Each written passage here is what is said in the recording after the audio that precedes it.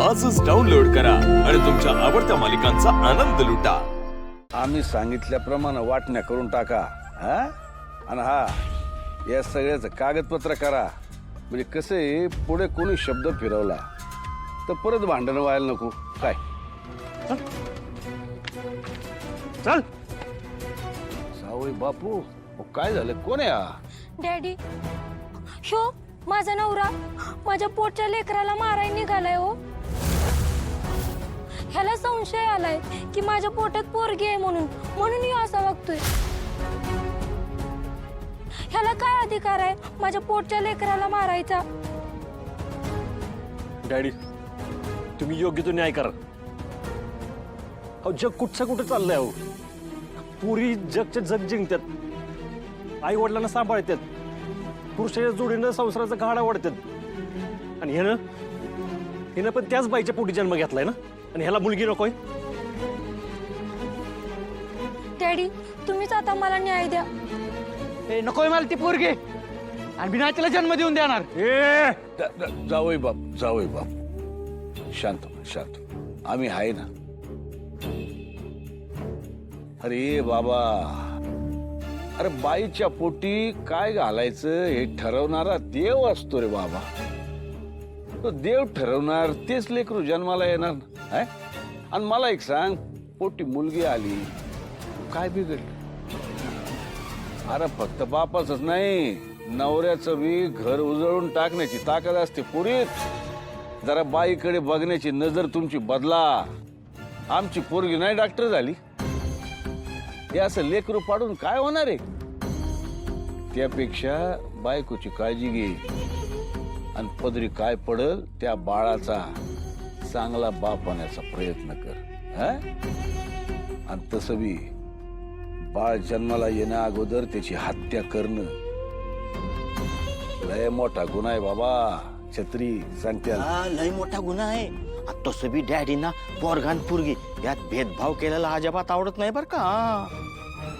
पुरी रडू नको आम्ही आहे ना तुझ्या पाठीशी आणि परत याने जर काय त्रास दिला काही तर सरळ आमच्याकडे यायचं आणि हे बाळ तू अजिबात पाडायचं नाही।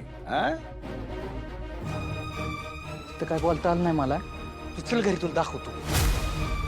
मला ती पोरगी नको या आणि ती मी पाडणारच।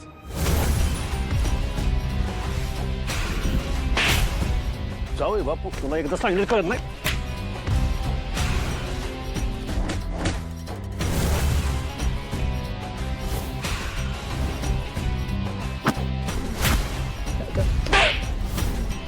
चुकलं ना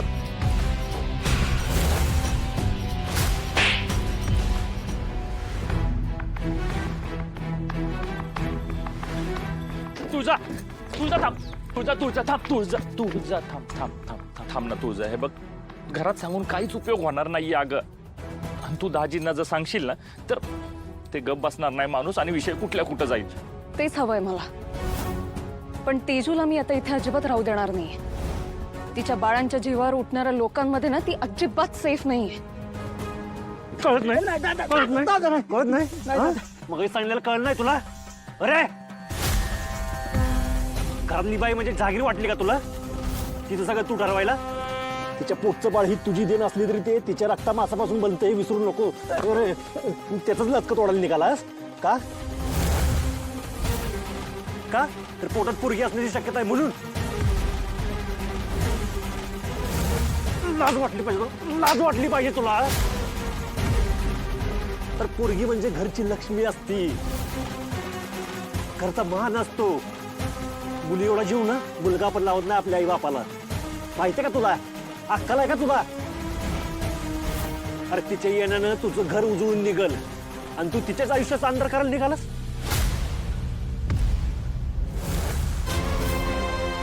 तू जर असं वागलास ना तर तुझं शेवट माझ्यात न होईल लक्षात ठेव।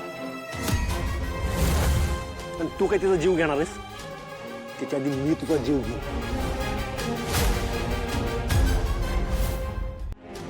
बघितलं सूर्याकडे एका अनोळखी बाईसाठी तो एवढं सगळं करतोय। तू तर त्याच्या बहिणीसोबत एवढा मोठा गुन्हा करायला निघालास। हे सगळं जर त्याला कळलं तर तू तुझी काय अवस्था करेल याचा फक्त विचार करतो। मला तर वाटतं ना तो तुला जिवंतच सोडणार नाही. हे बघ तुळजा, मी परत असं नाही करणार. माझं ऐक ना, तू दाजींना जर काय सांगायला गेलीस ना, तो माणूस मला आयुष्यभर बाळांचं तोंड पण बघून देणार नाही ग. स्वतःच्या गुन्ह्यांवर पांघरून घालण्यासाठी आजवर जन्मालाही न आलेल्या बाळांचा परत परत आधार घेत आलात तुम्ही. आणि आज त्यांच्याशीच शी, मला बोलवतही नाहीये. पहिली हा माणूस दया करण्याच्या लायकीचाच नव्हता कधी. माझ्या बाळांसाठी आपण हे सगळं दादाला नको सांगायला. आत्ता कुठे घरात चांगले दिवस आले. या बाळांच्या चावलीने माझ्या मनात आनंदाचा बहर आलाय. या सगळ्यामुळे परत वातावरण खराब होईल. तेजू अगं अजून सोकावेल तो याने. का म्हणून पाठीशी घालायचं याला आपण? जो माणूस स्वतःच्या बाळांबद्दल असा विचार करू शकतो ना, त्याच्या मानसिकतेबद्दल तर आपण बोलायलाच नको. मला माझ्या प्रेग्नन्सीच्या शेवटच्या दिवसात कुठलीही निगेटिव्हिटी नकोय. तू म्हणतेस म्हणून शांत राहते मी. पण शत्रू, परत हे सगळं करण्याचा विचार जरी तुझ्या डोक्यात आला ना, तर तेजूला मी लगेच घेऊन जाईन. 7वा महिना लागलाय तिला. आत्तापासूनच बाळांवरती संस्कार व्हायला सुरू होतात. म्हणून आणि फक्त म्हणून शांत राहते. करणार नाही, परत असं काहीच करणार नाही. मी हवं तर आहे ना, पोटातल्या बाळांची शपथ घेऊन सांगतो. पण प्लीज माफ कर मला. ताई, परत जरी असला भलता सलता विचार केला ना, तर भावाच्या नात्यानं मला सांगायचं. हं? अजिबात घाबरायचं नाही. मी बघतो याचं काय करायचं मग.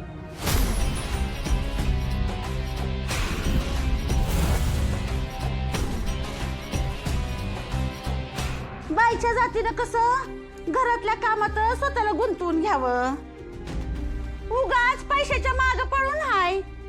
सगळेच कशी नोकरी करण्या इतकी हुशार नसते ती. माणसाने कसं अनुभवातनं शान व्हावं. नानी, तुम्ही जिंकलात, मी हरले. बस झालं समाधान. तसं बी तुमच्या दृष्टीनं मी नोकरी करणं योग्य नव्हतेच ना. मग राहू दे ना. आता निदान मी घरातलं तरी समजा काम करते. तुमची इच्छा पूर्ण झाली आहे ना, मग कशाला उगाच बडबड करताय? बाया घ्या, मी म्हटलं तुला वाईट वाटलं असेल म्हणून जरा सांत्वन करावं. पण नाही, तुला तर माझ्या सगळ्या गोष्टीचं वाईट वाटतं या. जाऊ दे, आता मी तरी काय करू ग? नानी, तुम्हाला पण माहिती, तुम्ही सांत्वन करत होता की माझ्या जखमेवर मीठ चोळत होता. ए, तोंड सांभाळून बोल बर का. काय बोलतीस गा? हा, उगाच तोंड चालू नकोस हा. मला काय दुसरी कामं नाहीत का? आणि घरातल्या कामाचं कुणाला कौतिक सांगतीस गा? राब राब राब ते घरात. हा, ती वळू आणि ही दोघं सगळी काम करतात बघ. आपण काय आता आयतं बसून खातोय घरात.